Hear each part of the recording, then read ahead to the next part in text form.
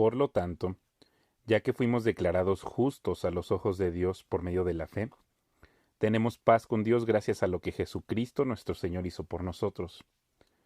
Debido a nuestra fe, Cristo nos hizo entrar en este lugar de privilegio inmerecido en el cual ahora permanecemos, y esperamos con confianza y alegría participar de la gloria de Dios.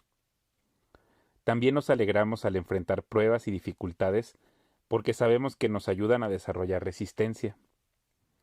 Y la resistencia desarrolla firmeza de carácter, y el carácter fortalece nuestra esperanza segura de salvación. Y esa esperanza no acabará en desilusión, pues sabemos con cuánta ternura nos ama Dios, porque nos ha dado el Espíritu Santo para llenar nuestro corazón con su amor. Cuando éramos totalmente incapaces de salvarnos, Cristo vino en el momento preciso y murió por nosotros pecadores.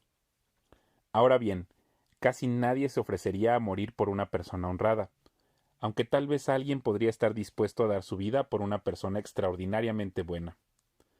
Pero Dios mostró el gran amor que nos tiene al enviar a Cristo a morir por nosotros cuando todavía éramos pecadores. Entonces, como se nos declaró justos a los ojos de Dios por la sangre de Cristo, con toda seguridad Él nos salvará de la condenación de Dios. Pues como nuestra amistad con Dios quedó restablecida por la muerte de su Hijo cuando todavía éramos sus enemigos, con toda seguridad seremos salvos por la vida de su Hijo. Así que ahora podemos alegrarnos por nuestra nueva y maravillosa relación con Dios, gracias a que nuestro Señor Jesucristo nos hizo amigos de Dios. Cuando Adán pecó, el pecado entró en el mundo. El pecado de Adán introdujo la muerte, de modo que la muerte se extendió a todos porque todos pecaron. Es cierto, la gente ya pecaba aún antes de que se entregara la ley, pero no se le tomaba en cuenta como pecado, porque todavía no existía ninguna ley para violar. Sin embargo, desde los tiempos de Adán hasta los de Moisés, todos murieron, incluso los que no desobedecieron un mandamiento explícito de Dios, como lo hizo Adán. Ahora bien, Adán es un símbolo, una representación de Cristo, quien aún tenía que venir. Pero hay una gran diferencia entre el pecado de Adán y el regalo del favor inmerecido de Dios. Pues el pecado de un solo hombre, Adán, trajo muerte a muchos, pero aún más grande es la gracia maravillosa de Dios y el regalo de su perdón para muchos por medio de otro hombre, Jesucristo. Y el resultado del regalo del favor inmerecido de Dios es muy diferente de la consecuencia del pecado de ese primer hombre. Pues el pecado de Adán llevó a la condenación, pero el regalo de Dios nos lleva a ser declarados justos a los ojos de Dios, a pesar de que somos culpables de muchos pecados. Pues el pecado de un solo hombre, Adán, hizo que la muerte reinara sobre muchos, pero aún más grande es la gracia maravillosa de Dios y el regalo de su justicia, porque todos los que lo reciben vivirán en victoria sobre el pecado y la muerte por medio de un solo hombre, Jesucristo. Así es, un solo pecado de Adán trae condenación para todos, pero un solo acto de justicia de Cristo trae una relación correcta con Dios y vida nueva para todos. Por uno solo que desobedeció a Dios, muchos pasaron a ser pecadores, pero por uno solo que obedeció a Dios, muchos serán declarados justos. La ley de Dios fue entregada para que toda la gente se diera cuenta de la magnitud de su pecado, pero mientras más pecaba la gente, más abundaba la gracia maravillosa de Dios.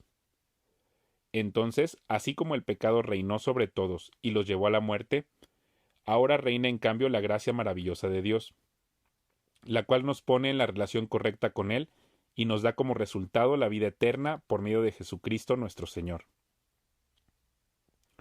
Ahora bien, ¿deberíamos seguir pecando para que Dios nos muestre más y más su gracia maravillosa? Por supuesto que no. Nosotros hemos muerto al pecado entonces, ¿cómo es posible que sigamos viviendo en pecado? ¿O acaso olvidaron que cuando fuimos unidos a Cristo en el bautismo, nos unimos a Él en su muerte? Pues hemos muerto y fuimos sepultados con Cristo mediante el bautismo, y tal como Cristo fue levantado de los muertos por el poder glorioso del Padre, ahora nosotros también podemos vivir una vida nueva. Dado que fuimos unidos a Él en su muerte, también seremos resucitados como Él. Sabemos que nuestro antiguo ser pecaminoso fue crucificado con Cristo para que el pecado perdiera su poder en nuestra vida. Ya no somos esclavos del pecado, pues cuando morimos con Cristo fuimos liberados del poder del pecado, y dado que morimos con Cristo sabemos que también viviremos con Él. Estamos seguros de eso porque Cristo fue levantado de los muertos y nunca más volverá a morir. La muerte ya no tiene poder alguno sobre Él. Cuando Él murió, murió una sola vez, a fin de quebrar el poder del pecado. Pero ahora que Él vive, vive para la gloria de Dios. Así también ustedes deberían considerarse muertos al poder del pecado y vivos para Dios por medio de Cristo Jesús. No permitan que el pecado controle la manera en que viven. No caigan ante los deseos pecaminosos. No dejen que ninguna parte de su cuerpo se convierta en un instrumento del mal para servir al pecado. En cambio, entréguense completamente a Dios, porque antes estaban muertos, pero ahora tienen una vida nueva. Así que usen todo su cuerpo como un instrumento para hacer lo que es correcto para la gloria de Dios. El pecado ya no es más su amo, porque ustedes ya no viven bajo las exigencias de la ley. En cambio, viven en la libertad de la gracia de Dios. Ahora bien, ¿eso significa que podemos seguir pecando porque la gracia de Dios nos ha liberado de la ley? Claro que no. ¿No se dan cuenta de que uno se convierte en esclavo de todo lo que decide obedecer? Uno puede ser esclavo del pecado, lo cual lleva a la muerte, o puede decidir obedecer a Dios, lo cual lleva a una vida recta. Antes ustedes eran esclavos del pecado, pero gracias a Dios ahora obedecen de todo corazón la enseñanza que les hemos dado. Ahora son libres de la esclavitud del pecado y se han hecho esclavos de la vida recta. Uso la ilustración de la esclavitud para ayudarlos a entender todo esto, porque la naturaleza humana de ustedes es débil. En el pasado se dejaron esclavizar por la impureza y el desenfreno, lo cual los hundió aún más en el pecado. Ahora deben entregarse como esclavos a la vida recta para llegar a ser santos. Cuando eran esclavos del pecado, estaban libres de la obligación de hacer lo correcto. ¿Y cuál fue la consecuencia? Que ahora están avergonzados de las cosas que solían hacer, cosas que terminan en la condenación eterna. Pero ahora quedaron libres del poder del pecado y se han hecho esclavos de Dios. Ahora hacen las cosas que llevan a la santidad y que dan como resultado la vida eterna. Pues la paga que deja el pecado es la muerte, pero el regalo que Dios da es la vida eterna por medio de Cristo Jesús nuestro Señor. Ahora bien, amados hermanos, ustedes que conocen la ley, ¿no saben que la ley se aplica solo mientras una persona está viva? Por ejemplo, cuando una mujer se casa, la ley la une a su marido mientras él viva, pero si él muere, las leyes del matrimonio ya no se aplican a ella. Así que mientras su marido viva, ella cometería adulterio si se casara con otro hombre. Pero si el esposo muere, ella queda libre de esa ley y no comete adulterio cuando se casa de nuevo. Por lo tanto, mis amados hermanos, la cuestión es la siguiente. Ustedes murieron al poder de la ley cuando murieron con Cristo, y ahora están unidos a aquel que fue levantado de los muertos. Como resultado, podemos producir una cosecha de buenas acciones para Dios. Cuando vivíamos controlados por nuestra vieja naturaleza, los deseos pecaminosos actuaban dentro de nosotros y la ley despertaba esos malos deseos que producían una cosecha de acciones pecaminosas, las cuales nos llevaban a la muerte. Pero ahora fuimos liberados de la ley, porque morimos a ella y ya no estamos presos de su poder. Ahora podemos servir a Dios no según el antiguo modo, que consistía en obedecer la letra de la ley, sino mediante uno nuevo, el de vivir en el Espíritu. Ahora bien, ¿acaso sugiero que la ley de Dios es pecaminosa? De ninguna manera. De hecho, fue la ley la que me mostró mi pecado. Yo nunca hubiera sabido que codiciar es malo si la ley no dijera no codicies. Pero el pecado usó ese mandamiento para despertar toda clase de deseos codiciosos dentro de mí. Si no existiera la ley, el pecado no tendría ese poder. Hubo un tiempo en que viví sin entender la ley. Sin embargo, cuando aprendí, por ejemplo, el mandamiento de no codiciar, el poder del pecado cobró vida y yo morí. Entonces me di cuenta de que los mandatos de la ley, que supuestamente traían vida, trajeron en cambio muerte espiritual. El pecado se aprovechó de esos mandatos y me engañó. Usó los mandatos para matarme. Sin embargo, la ley en sí misma es santa, y sus mandatos son santos, rectos y buenos. Pero ¿cómo puede ser? ¿Acaso la ley que es buena provocó mi muerte? Por supuesto que no. El pecado usó lo que era bueno a fin de lograr mi condena de muerte. Por eso podemos ver qué terrible es el pecado. Se vale de los buenos mandatos de Dios para lograr sus propios fines malvados. Por lo tanto, el problema no es con la ley, porque la ley es buena y espiritual. El problema está en mí, porque soy demasiado humano, un esclavo del pecado. Realmente no me entiendo a mí mismo, porque quiero hacer lo que es correcto, pero no lo hago. En cambio, hago lo que odio. Pero si yo sé que lo que hago está mal, eso demuestra que estoy de acuerdo con que la ley es buena. Entonces no soy yo el que hace lo que está mal, sino el pecado que vive en mí. Yo sé que en mí, es decir, en mi naturaleza pecaminosa, no existe nada bueno. Quiero hacer lo que es correcto, pero no puedo.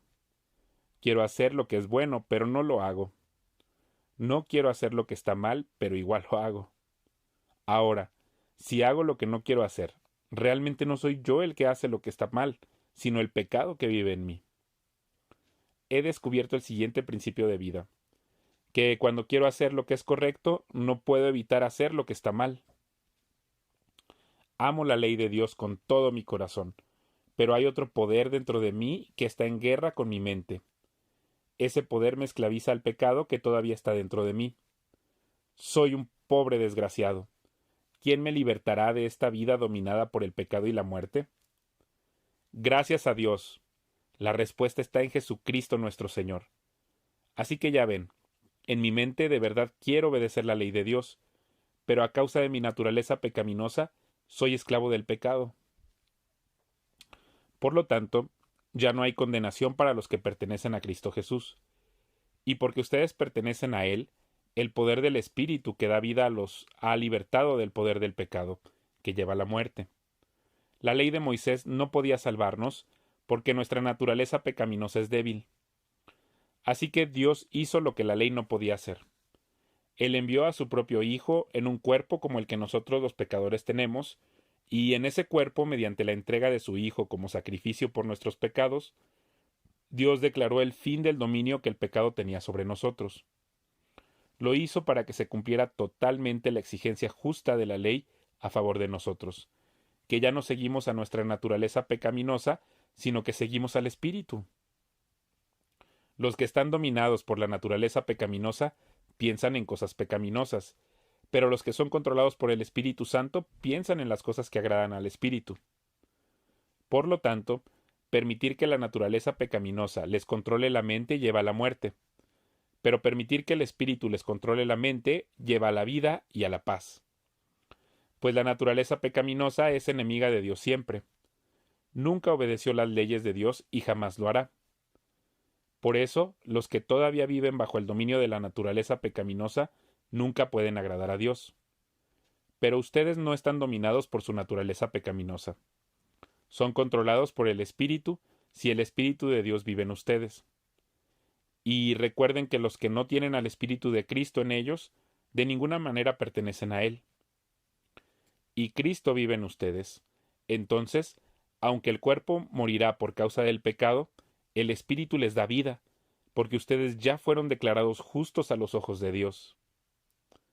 El Espíritu de Dios, quien levantó a Jesús de los muertos, vive en ustedes, y así como Dios levantó a Cristo Jesús de los muertos, Él dará vida a sus cuerpos mortales mediante el mismo Espíritu, quien vive en ustedes.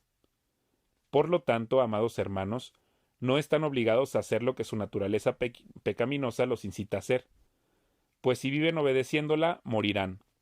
Pero si mediante el poder del Espíritu hacen morir las acciones de la naturaleza pecaminosa, vivirán. Pues todos los que son guiados por el Espíritu de Dios son hijos de Dios. Y ustedes no han recibido un espíritu que los esclavice al miedo. En cambio, recibieron el Espíritu de Dios cuando Él los adoptó como sus propios hijos. Ahora lo llamamos Abba, Padre, pues su Espíritu se une a nuestro Espíritu para confirmar que somos hijos de Dios. Así que, como somos sus hijos, también somos sus herederos. De hecho, somos herederos junto con Cristo de la gloria de Dios. Pero si vamos a participar de su gloria, también debemos participar de su sufrimiento. Sin embargo, lo que ahora sufrimos no es nada comparado con la gloria que Él nos revelará más adelante. Pues toda la creación espera con anhelo el día futuro en que Dios revelará quiénes son verdaderamente sus hijos. Contra su propia voluntad, toda la creación quedó sujeta a la maldición de Dios. Sin embargo, con gran esperanza, la creación espera el día en que será liberada de la muerte y la descomposición y se unirá a la gloria de los hijos de Dios. Pues sabemos que hasta el día de hoy toda la creación gime de angustia como si tuviera dolores de parto. Y los creyentes también gemimos, aunque tenemos al Espíritu de Dios en nosotros, como una muestra anticipada de la gloria futura, porque anhelamos que nuestro cuerpo sea liberado del pecado y del sufrimiento. Nosotros también deseamos, con una esperanza ferviente, que llegue el día en que Dios nos dé todos nuestros derechos como sus hijos adoptivos, incluido el nuevo cuerpo que nos prometió. Recibimos esa esperanza cuando fuimos salvos. Si uno ya tiene algo, no necesita esperarlo. Pero si deseamos algo que todavía no tenemos, debemos esperar con paciencia y confianza. Además, el Espíritu nos ayuda en nuestra debilidad. Por ejemplo, nosotros no sabemos qué quiere Dios que le pidamos en oración, pero el Espíritu Santo ora por nosotros con gemidos que no pueden expresarse con palabras.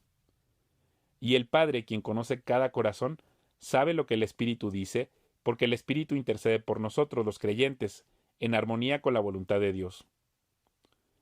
Y sabemos que Dios hace que todas las cosas cooperen para el bien de quienes lo aman y son llamados según el propósito que Él tiene para ellos. Pues Dios conoció a los suyos de antemano y los eligió para que llegaran a ser como su Hijo, a fin de que su Hijo fuera el hijo mayor de muchos hermanos. Después de haberlos elegido, Dios los llamó para que se acercaran a Él, y una vez que los llamó, los puso en la relación correcta con Él. Y luego de ponerlos en la relación correcta con Él, les dio su gloria. ¿Qué podemos decir acerca de cosas tan maravillosas como estas? Si Dios está a favor de nosotros, ¿quién podrá ponerse en nuestra contra? Si Dios no se guardó ni a su propio Hijo, sino que lo entregó por todos nosotros, ¿no nos dará también todo lo demás? ¿Quién se atreve a acusarnos a nosotros, a quienes Dios ha elegido para sí? Nadie, porque Dios mismo nos puso en la relación correcta con Él. Entonces, ¿quién nos condenará? Nadie, porque Cristo Jesús murió por nosotros y resucitó por nosotros, y está sentado en el lugar de honor a la derecha de Dios, e intercede por nosotros. ¿Acaso hay algo que pueda separarnos del amor de Cristo? ¿Será que Él ya no nos ama si tenemos problemas o aflicciones? Si somos perseguidos o pasamos hambre, o estamos en la miseria o en peligro o bajo amenaza de muerte? Como dicen las Escrituras, por tu causa nos matan cada día, nos tratan como ovejas en el matadero. Claro que no. A pesar de todas estas cosas, nuestra victoria es absoluta por medio de Cristo, quien nos amó. Y estoy convencido de que nada podrá jamás separarnos del amor de Dios. Ni la muerte, ni la vida, ni ángeles, ni demonios, ni nuestros temores de hoy, ni nuestras preocupaciones de mañana. Ni siquiera los poderes del infierno pueden separarnos del amor de Dios. Ningún poder en las alturas ni en las profundidades, de hecho, nada en toda la creación podrá jamás separarnos del amor de Dios que está revelado en Cristo Jesús nuestro Señor.